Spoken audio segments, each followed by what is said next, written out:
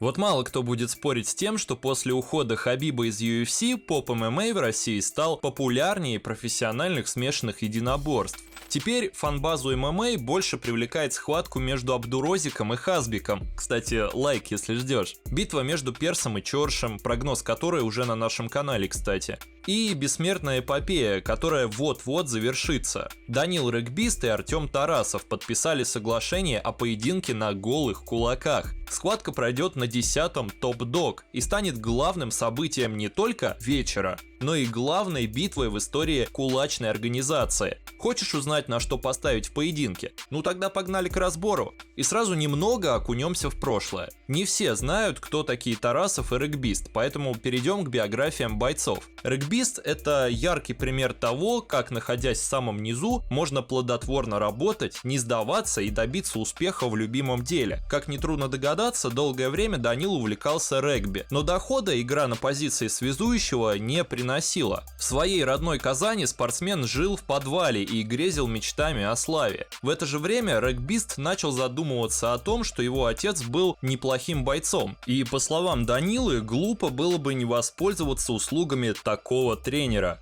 Вспомнив еще и уроки рукопашного боя времен своей службы в ВДВ, регбист начал постигать азы бокса. Отец будущего бойца обрадовался интересу сына и развивал его ударную технику. В итоге, выучив пару простых комбинаций, Данил отправился покорять развивающуюся организацию под названием «Стрелка». В то время бои промоушена набирали шестизначное число просмотров, что не могло не впечатлить начинающего бойца. Ныне на боях атлета миллионы просмотров, а сам Данил сделал себе имя именно на бескомпромиссных поединках. Известности бойцу придало и участие в проекте «Мясорубка» от канала Бодимания, который можно, пусть и с натяжкой, назвать российским аналогом The Ultimate Fighter. Данил не только легко прошел самого тяжелого соперника в первом поединке, но и в финале сразился с двумя оттяжами, одолев обоих. Регбист выиграл в проекте, в результате чего его фан-база начала разрастаться.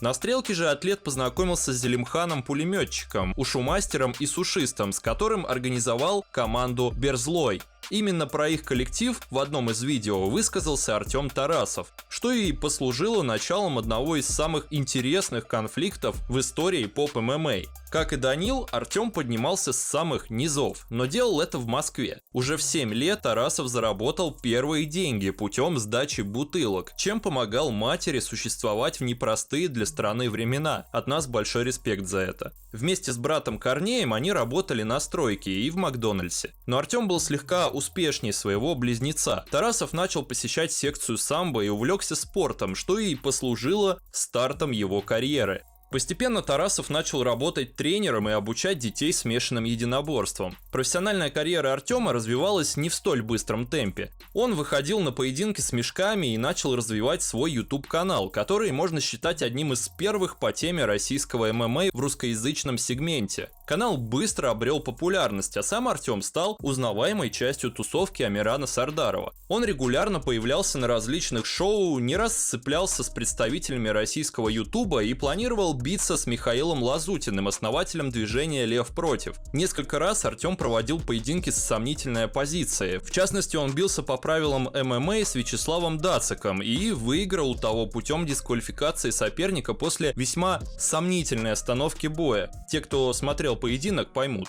Поединок с Дациком дорого обошелся Артему, он сломал руку, ребра и несколько раз проводил операции. В недавнем прошлом же Тарасов бился с Михаилом Кокляевым и проиграл ему решением судей.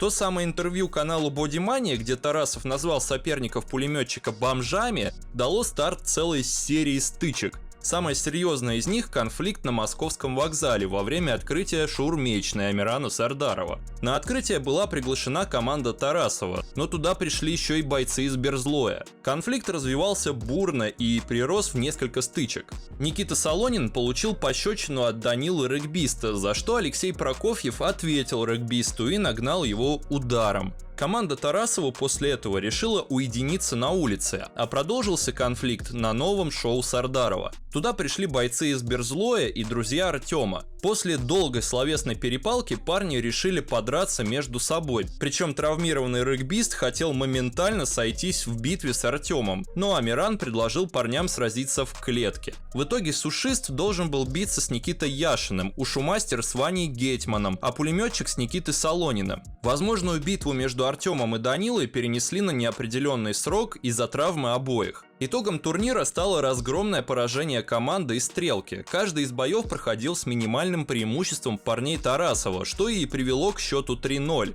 Конечно же, не обошлось без конфликтов после боя. Артем пытался задеть регбиста, а Данил грубо оскорбил своего соперника, что в очередной раз привело к ссоре. Серия взаимных оскорблений, травм одного и другого и общая неиздержанность бойцов сказалась на дате поединка. Его раз за разом переносили, пока Амиран вовсе не закрыл промоушен. Но открылась лига Top Dog, куда перед 8-м ивентом организации был приглашен Артем Тарасов. Там Данил и Артем сообщили, что их бой состоится на юбилейном турнире от главного кулачного промоушена страны. Надеюсь, мы не утомили вас столь плотным разбором конфликта парней. В любом случае, прогноз близок к финишу, и финиш будет спорен, ибо фанбазы у бойцов примерно поровну.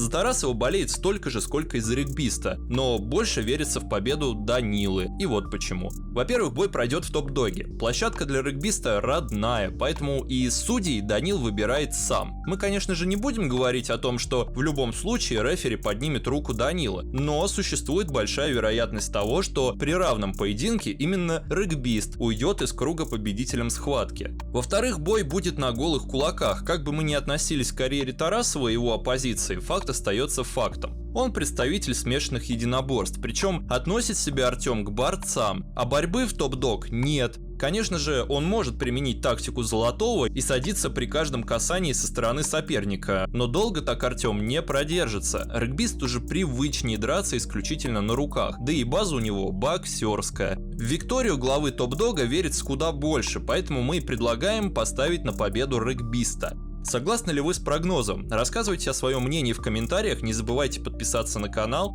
и поставить лайк, разумеется. Впереди еще очень много сочных прогнозов, ну а мы скоро увидимся.